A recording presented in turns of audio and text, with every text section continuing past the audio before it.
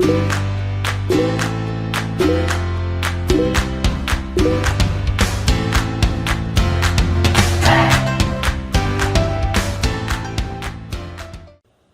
folks, welcome to the channel, and today we're going to be going over a full tutorial on how to set up your budget PC and get it prepped from the time that you buy it to actually getting it ready to put into your arcade or whatever you want to use it as your emulation machine.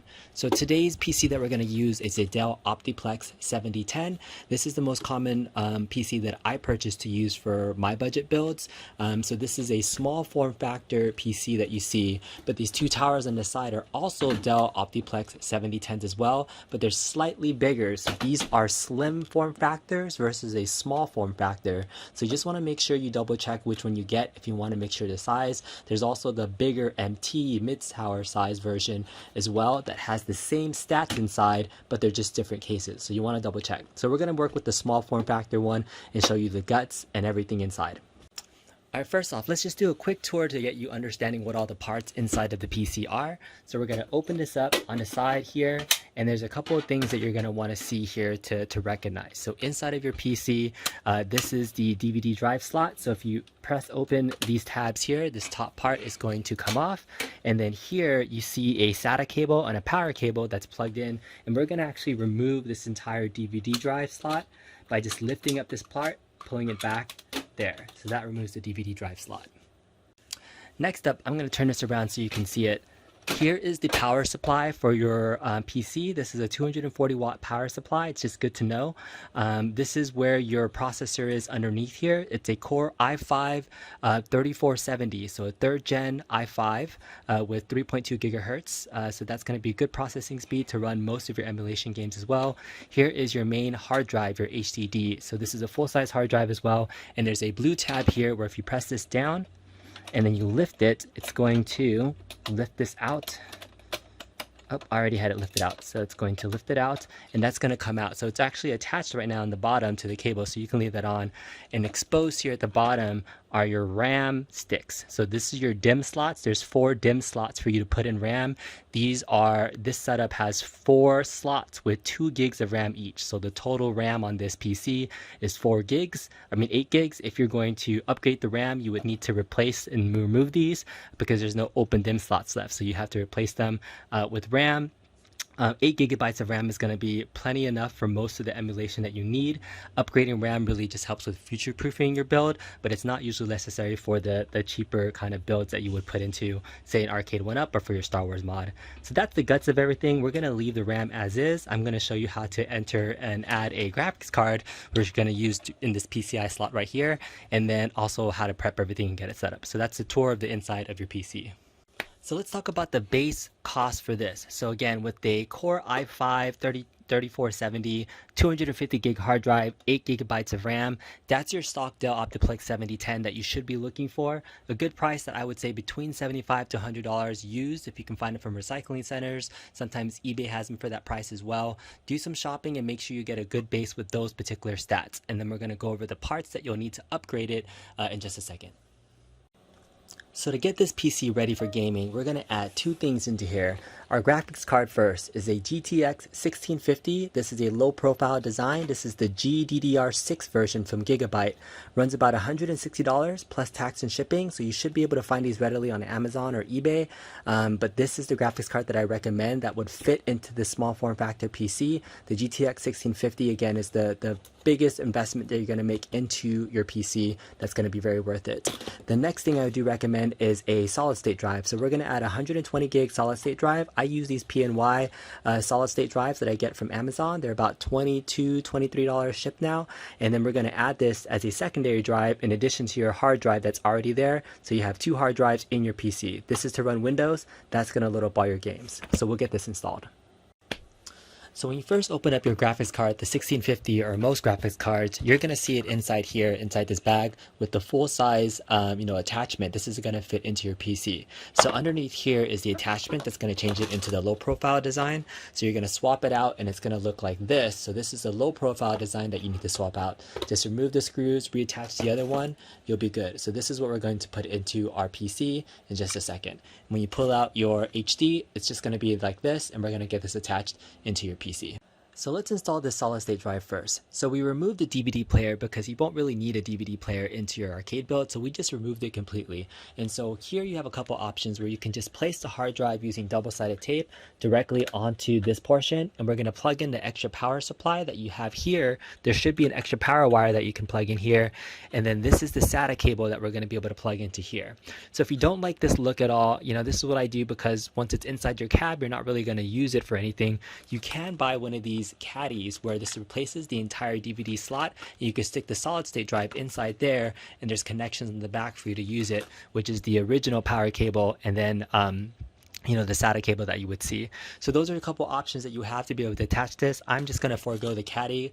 This is about another $10 investment if you want to make it clean, but if it's just going into your PC or decasing it, you don't need it at all. So let's go ahead and wire this up. Alright, so I just stuck some double-sided tape on the back right here, and so we're going to attach the power cable onto this side right here. And then you do have to make sure you flip it a certain way for it to be able to fit in here. I kind of put the wires in between this little slot here so that it has some place, and then you have the SATA cable, which is going to go here. So once you have everything put in, just make sure you have it facing the right way. They only go in one way. Then we can peel off the double-sided tape on the back, and then just go ahead and stick it onto the backing. So this should be secure enough. Again, you want to actually, this corner here, make sure you clear this corner, because this is going to have the case go back in and fit into this slot. So that's plugging in the secondary drive.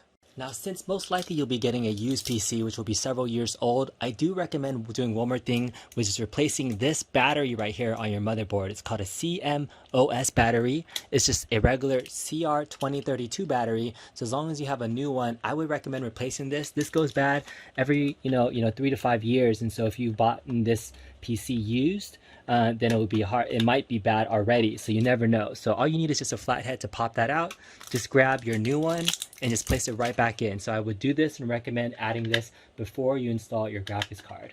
So now we have a fresh, clean CMOS battery. That's going to actually reset your BIOS too. So I'm going to show you how to map everything in your BIOS to get it set up. Next up, we're installing our GTX 1650 into the PCI slot here. So again, this is a Dell Optiplex 7010 that does have a full-size PCI slot in here. If you're using other Dell small form factors like a 920 or some other models, you might have to double check, look inside, see what PCI slots you have to be able to fit a graphics card inside. Some of them may be blocked by this power supply here, so you definitely want to check to make sure you can fit a graphics card in there inside this frame. Worst case scenario, you could always decase the entire motherboard, and then you can place them, the graphics card where you want to, but double check to make sure you have the PCI slot that can fit this. Okay, so once you lift this up, we're going to remove these metal plates that are covering these two slots here. We're going to line this up into that PCI slot inside. It's the blue one that's inside of this Dell 7010. So we're going to carefully line it up and then press down once it's there. Once it's nice and secure, fits perfectly, we're going to close this up and make sure this is aligned perfectly here, and we should be able to close that up. And then we have everything installed into the PC. You can go ahead and put the cover back on or leave it off while you are installing everything, and then we'll get everything set up. So this is nice and portable. We're going to actually, we got to reinstall the front part of it too. Let's do that first. And once this goes into an arcade or whatever emulation thing you're going to use, leaving it inside this case is useful to have portability, but if it's going inside of your PC, the graphics card is going to get hot. So I actually recommend just leaving the cover off if you put this inside your arcade one up. So let's go ahead and get this connected, and we're going to set up a fresh, clean Windows install. Next up, we're going to do a clean install of Windows 10, but you don't need a product key because many of these old business PCs actually have a service or product tag, which is actually the Windows key that you'll need when you do your fresh install. Plus, when you plug it in, most of the times when I've tried these, it automatically registers the license as a digital license, so you don't need to buy a new Windows 10 product key. You just need to set this up. So follow the instructions in the link below to be able to set up a installation media on a USB drive like this. This is an 8 GB micro USB drive with only the Windows 10 installation media. So grab one of these, prep it ahead of time, and then you're gonna plug it in, plug everything, and then we'll get it mapped.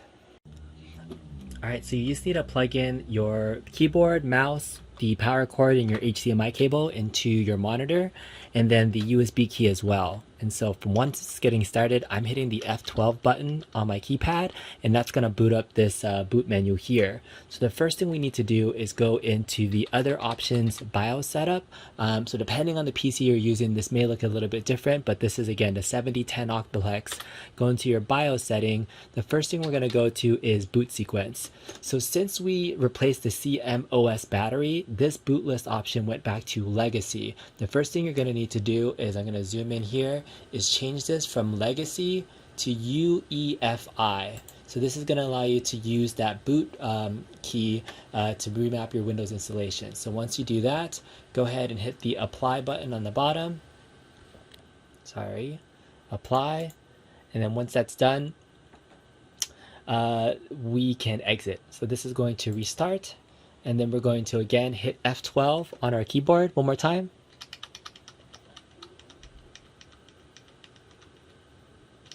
Let's keep pressing F12. So for the Dell Optiplex, F12 is the boot menu. For some other things, if you're using an HP, it might be F10. So this is F12 to go into the one-time boot menu. You're going to get into that boot menu one more time. And now we're going to select under UEFI boot, the USB 3.0 PMAP, and that's because I have on the, let me see if I can lift it up here. This is the USB key that's plugged into the PC right there. So that's the Windows 10 installation media that we're going to click. So I'm going to press this and then see what let it load up.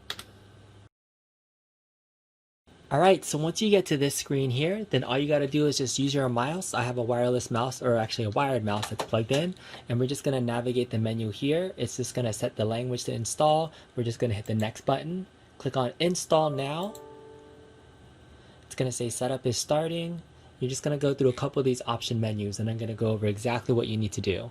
So first off, it's going to ask you to activate Windows. Again, if you don't have a product key, you don't have to type anything here. Just type I don't have a product key, and it'll go to the next option. The operating system we're going to install is Windows 10 Pro. So make sure when you do your installation media, it has all of these different options for Windows 10. So we're going to do Windows 10 Pro. We're going to accept and agree to the licenses, hit next. We're going to do a custom install here. So from here, you're going to see the different drives. So the original 250 gig hard drive, we're going to wipe that clean. And then this 111 gigs on this drive 1, that's the SSD, the 120 gig that we installed. So just start clicking on the first one. We're just going to delete the partition. We're going to delete all the partitions on this drive 0 that were existing previously. So this is going to wipe everything clean. Delete. And now you'll have two drives that are unallocated space. A drive 0, the 250 gig hard drive that's inside the HDD, and then the drive 1, the 118 gigs or 111 gigs of space for the 120 gig SSD. So we're going to install Windows on our SSD. So make sure you select the right one, the 120 gig SSD. We're going to leave this one unallocated for right now. So click on this one, then hit next. Now you're just going to let Windows install on your computer. So this can take anywhere from 10 to 15 minutes, or it can take a little bit shorter. So we'll just go ahead and fast forward this till it's all done. All right, so it took just about almost 12 minutes to get to this screen. The first stage was pretty quick, but just getting through the cycle of the splash screen took a while to get there. So now we're here with the let's start with this region is in the right region. So now you're going to grab your mouse and then just go through the process of going through this menu. So once you're here, you're pretty near the finish line. You're going to click on yes for this. Next, it's going to ask about the right keyboard layout. Just go ahead and click on yes for US. We're not going to add a second keyboard layout, so we're going to click on skip. Here, we'd say, let's connect to a network. We are not going to connect to internet just yet, but we will once we do ever get everything plugged in. So just to get started, let's just go ahead and click on I don't have internet. And we're going to continue with limited setup here. Then who's going to be using this PC? You can type in whatever you want to. Since I build this for clients, I always call all of my PCs Starcade. It's just a little name there. So once you type it in, just go ahead and click the next button. And then if you want to create a password, you can. I'm just going to leave that blank if you don't want any password to turn on. So this is helpful if you're going to have this in your arcade. And then next, you're going to have the privacy settings. So just go ahead and uncheck all of these privacy settings here. So we're going to uncheck all of them here. Click accept. And then we're going to do more across devices activity history. We're going to click no. And let Cortana help you get things done. We're going to click on not now. And then it should be able to get you set up, and you'll be on your Windows 10 home screen in just a second. Now remember, this is what I do to set up PCs. If you have different preferences, this is, an actual PC that you can do whatever you want with. So if you're going to be using this mainly for an arcade build, these are just my recommendations. Again, it's what I do. You don't have to follow along, but it is something that's worked for me for the several PCs that I built for myself and some of the clients that I work with as well. So feel free to follow these directions as needed, but if you want to make it a little bit different on your own, you're more than welcome to. It's PC, so you can pretty much change anything you want and customize it to your needs.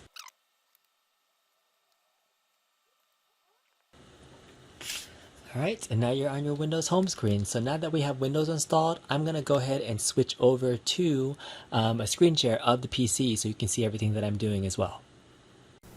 So now you have a fresh, clean Windows installation. These are all the default settings that you see here, except for this C here, which is a Camtasia program I'm using to capture this screen share.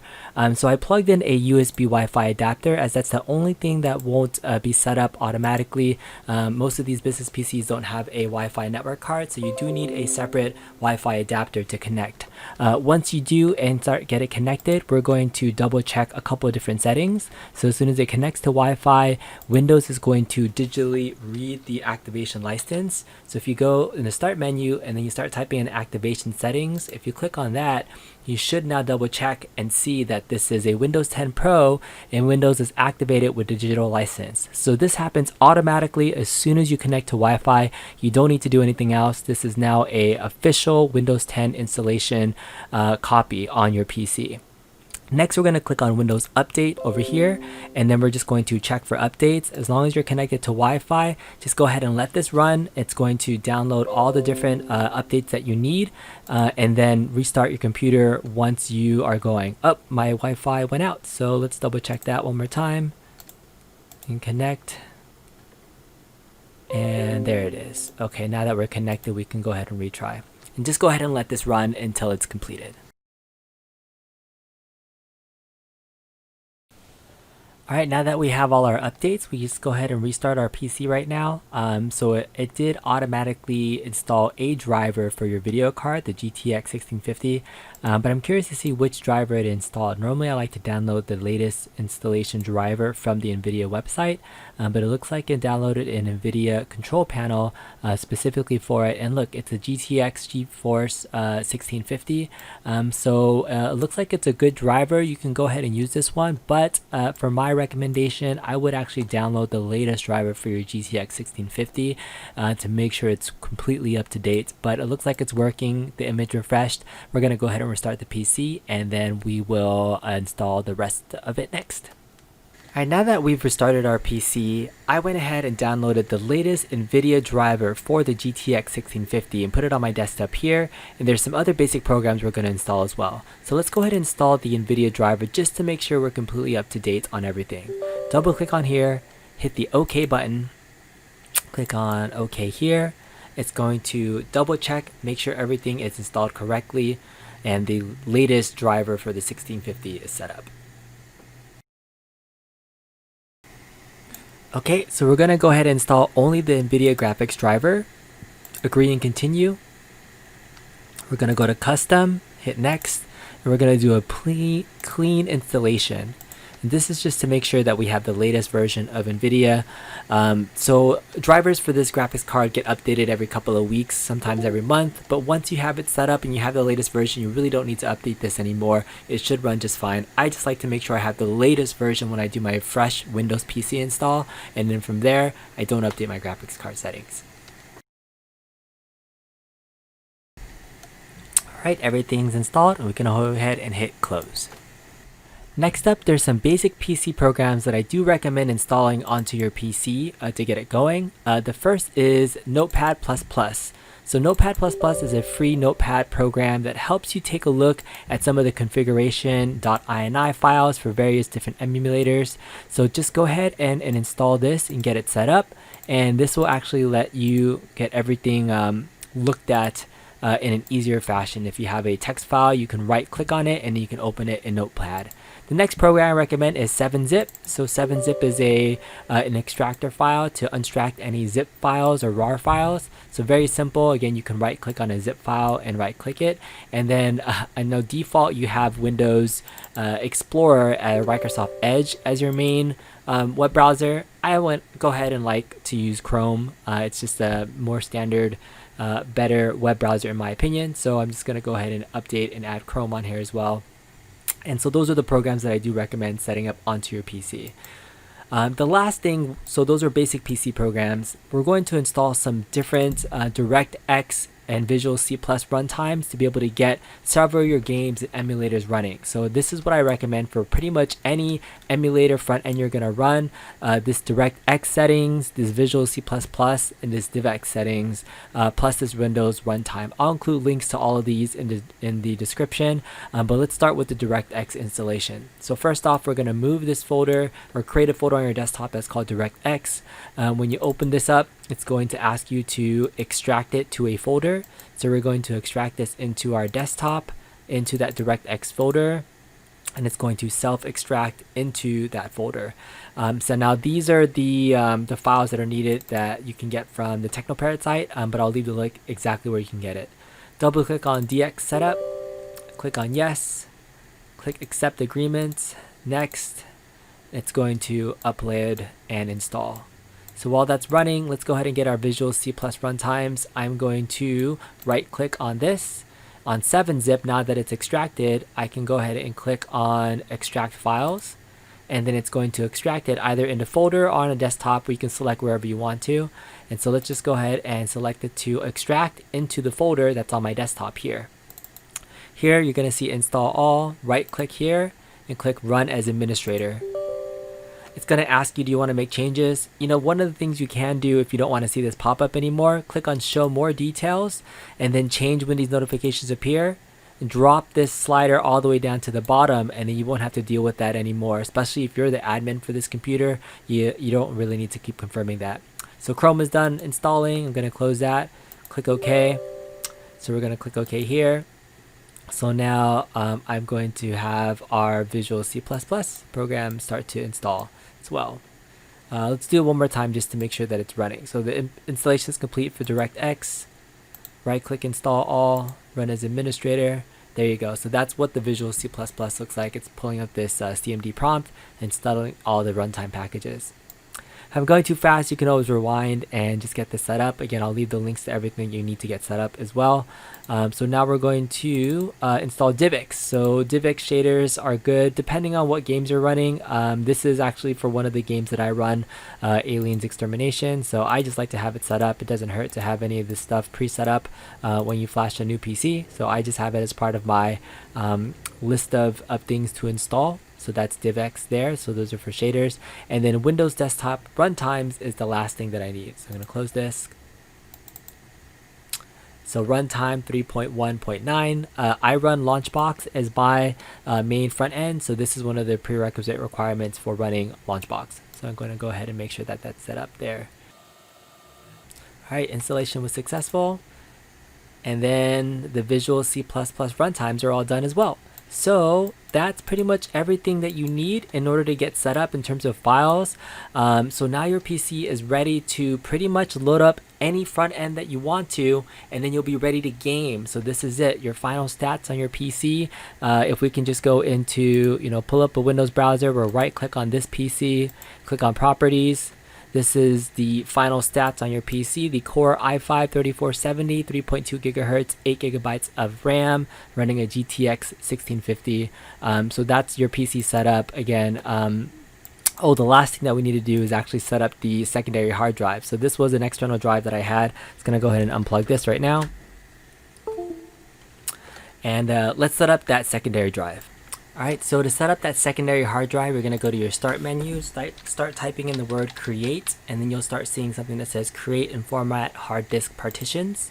So click on that, you'll see this window pop up here, and you can see this is our solid state drive here, and we have this 250 gig hard drive that's unallocated. So right click, click on simple new volume, click on next, next, and then assign it to a drive letter path. So depending on the game or the emulator that you're running off, some things might need to be defaulted set to D or E or F. Hyperspin, I know, likes to be set to D drives for some builds. For my particular Launchbox setup, I have everything set to the F drive, so I'm going to set that to that. And then, name this new volume whatever you want to. I'm just going to call this Starcade PL2 because we're going to be loading up our Starcade playlist on here pretty soon. And that's it. So once you have that set up, it's going to do a quick format, and then the drive will be ready. So now you'll have 2 drives on your PC that you can check out. So when you go to this PC, you'll have your local disk hard drive where, again, only a couple of gigs are used up for all your PC Windows programs. You have this blank drive here to start copying in your playlist and games. So I'm going to load up my front end onto here and just give you an example of my playlist that's running on this setup.